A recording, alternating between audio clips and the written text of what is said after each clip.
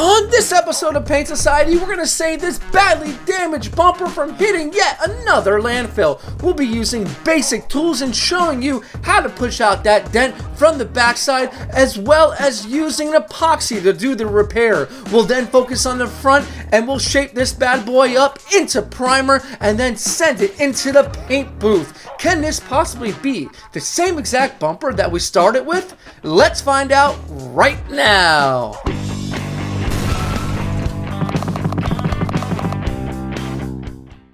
What's going on, everyone, and welcome back to another episode of Paint Society, the channel where the learning doesn't stop when the video ends. Today, we're gonna save another bumper from the landfill and go ahead and repair it right now. So as you can see, the bumper here on the car is really damaged. We got almost about 1.5 inches to 2 inches worth of depth within that dent. So we're gonna go ahead and show you the steps to repair it. Now let's take a look at the tools that we have for it. All right, so we have the bumper bag. We have a couple dollies, a flat hammer, Harbor Freight heat gun, and that's what's gonna get us to get that dent out. So the first thing we wanna do is really heat up the backside. We got it on high, our heat gun, and we're gonna work the area, not just the area where the dent is, but we're gonna work the surrounding area for close to 2 to 3 minutes to really heat it up and really get it hot. And once you got it all heated up, then we're gonna go ahead and flip it over, take one of our dolly tools, and we're simply gonna push out the dent from the backside. We can use a smaller end of the dolly to really help get our body line where we want it. Apply some more heat if necessary, and switch dolly tools. I'm focusing on over pushing it. I want more of the bumper to be on the front side. That way I can shape it with my bumper bag. Then take some cold water and hold it on the bumper, and this is going to ensure that it does not warp back into its original shape. We'll once more heat up the back side in order to shape the front side.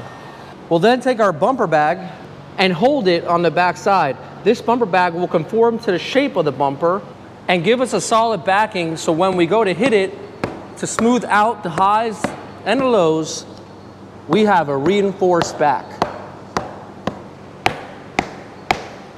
And you'll be pretty surprised at the shape you get. You want to try to minimize the amount of highs we have. If we have it just a touch below the surface, then we're going to be better off when we go to put our epoxy on.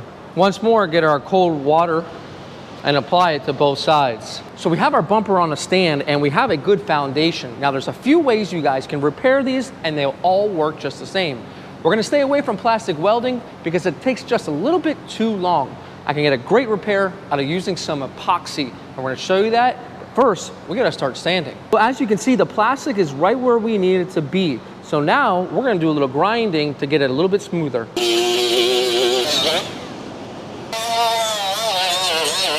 Now we're gonna take some 80 grit. Now we never go this rough on plastic unless we have an insane repair like this where we just need to get it down.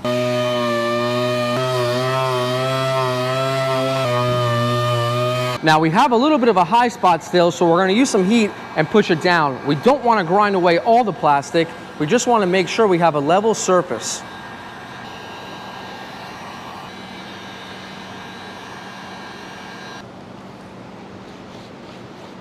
After you've done that fine tuning, go ahead with your 80 grit once more and smooth it out even more. Now take a look at our repair. Do you see how this paint right here is not getting sanded? That's because it's a low spot. We don't want to fill that all up with epoxy. It's just way too much. So we'll go ahead and furthermore, add some heat from the back and push it out.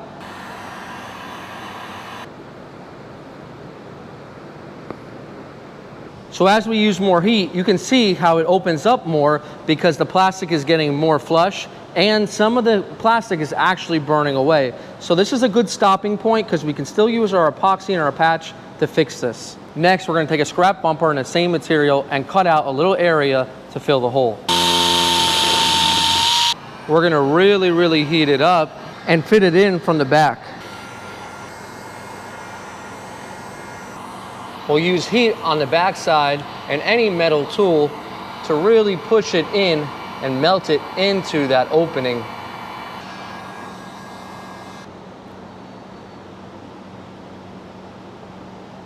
Once more, taking our 2 dollies to smash it together.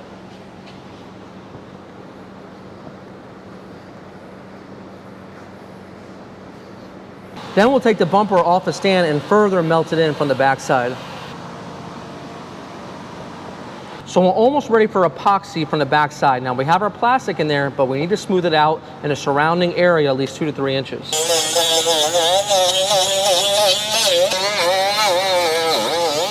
Now we have it all ready for epoxy. You might go through a little bit, that's okay. This epoxy is very strong. The epoxy we're using is Fuser 100 EZ. This stuff is really good.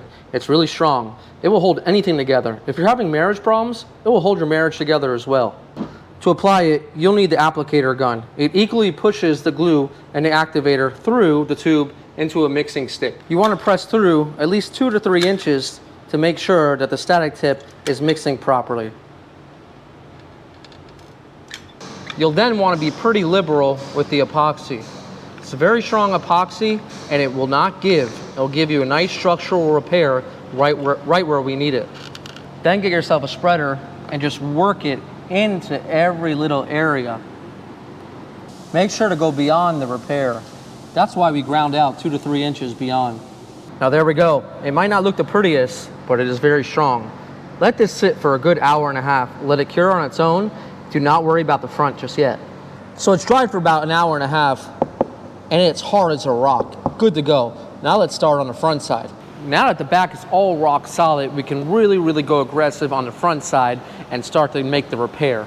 Once again, we have 80 grit and we're gonna go ahead and sand down and smooth things out from any epoxy that's made its way through.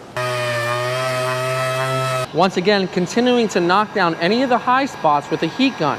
This is very important. The shaping never stops. Now we want to make sure that the plastic behind the bumper that we added is melted in with the front. So we can use a flathead and some heat, and we're going to kind of blend them all together before we put our epoxy on.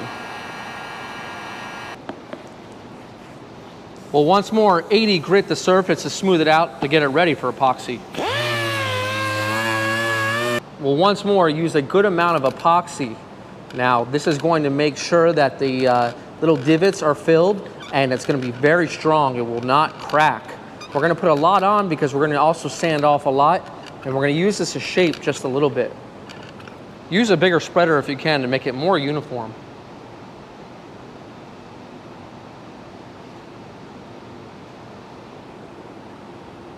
So there we have it. We're gonna let our epoxy dry for about an hour and a half, and we'll come back and sand it, and we'll keep on shaping it with some flexible filler. Now that the epoxy's all dry, we're gonna start with using 80 grit just to knock it down, and then we'll move on to 180.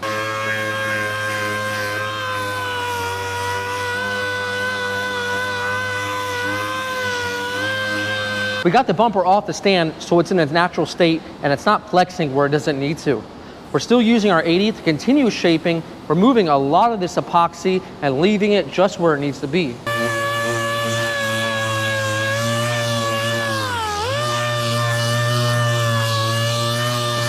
We got most of our epoxy sanded off, but we still have some lows in some areas, and I don't want to fill it with filler just yet. So I want to use the repair structural epoxy because it's much stronger and it's a better bond, and use as little filler as possible.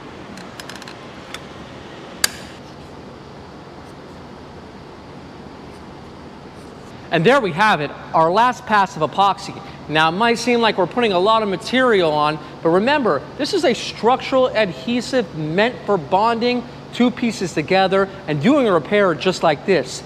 We don't want to fill this up with just straight filler because that can crack. This is the type of stuff you need when doing a big repair like this and saving it from going in the trash. Let's let this dry yet again, and then we'll come back and we'll sand it and we'll fine tune it for our flexible filler. So now that it's dry, we're gonna go ahead and knock it down with 80 just to shape it out a little bit more.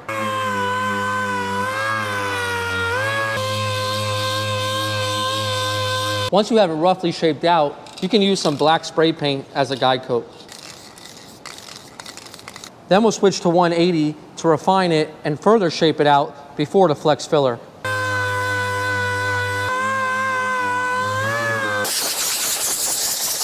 On the back, we'll put some black spray paint just to make it all one color. We're now ready to fine tune it just a touch with our Polyflex filler. This is a flexible filler. We don't plan on using too much, but this is gonna help us get ready for primer and make it nice and smooth. With our filler, we'll go way beyond where we need to, just to make sure we've feathered it all out properly. Sometimes it can be a little bit messy, but make sure we're doing it horizontally. Long swipes are gonna make better body work. Remember, this has resins in it to make it flexible, but you don't want to overdo it. It's already starting to cake up, so we'll just leave it right there. So our filler's dry for about a good 20 minutes. I'm gonna knock it down with 80, and then by hand, I'm gonna start to block it out. We don't wanna use a DEA too much because then we can have some waves. A block is gonna give us a nice flat finish.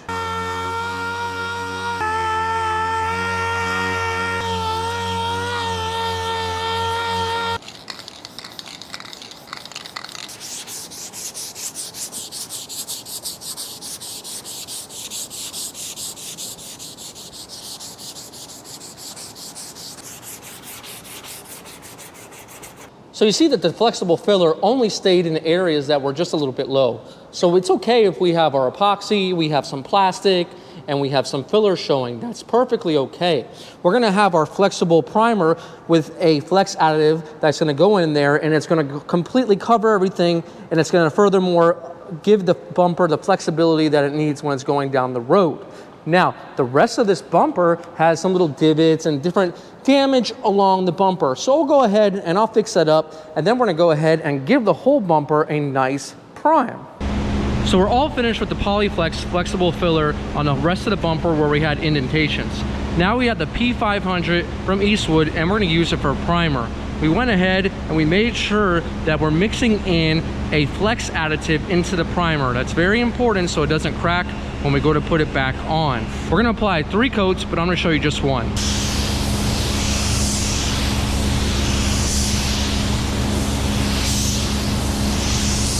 Now our primer's dried overnight, so we'll take 320 on a block, and we're gonna start to block out all of our areas that we worked on.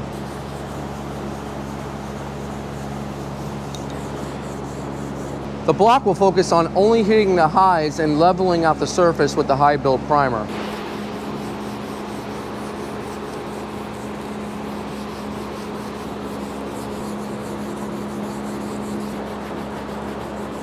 We'll use a dry guide coat and rub it in just to give us a little bit more visual idea of how our body lines look. Then I'll switch to a wider block to cover more surface area, using that guide coat to show us how the lines look.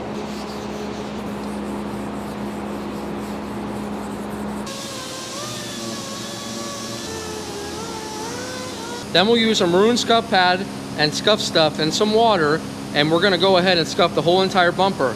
Now we're gonna use 400 maroon pad because we're gonna seal it.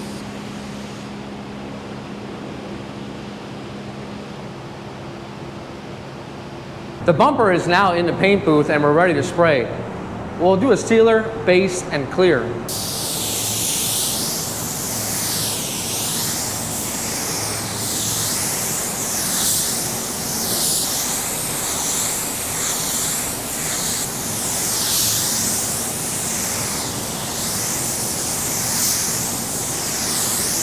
The base is all done, looking really nice. It's time for clear coat.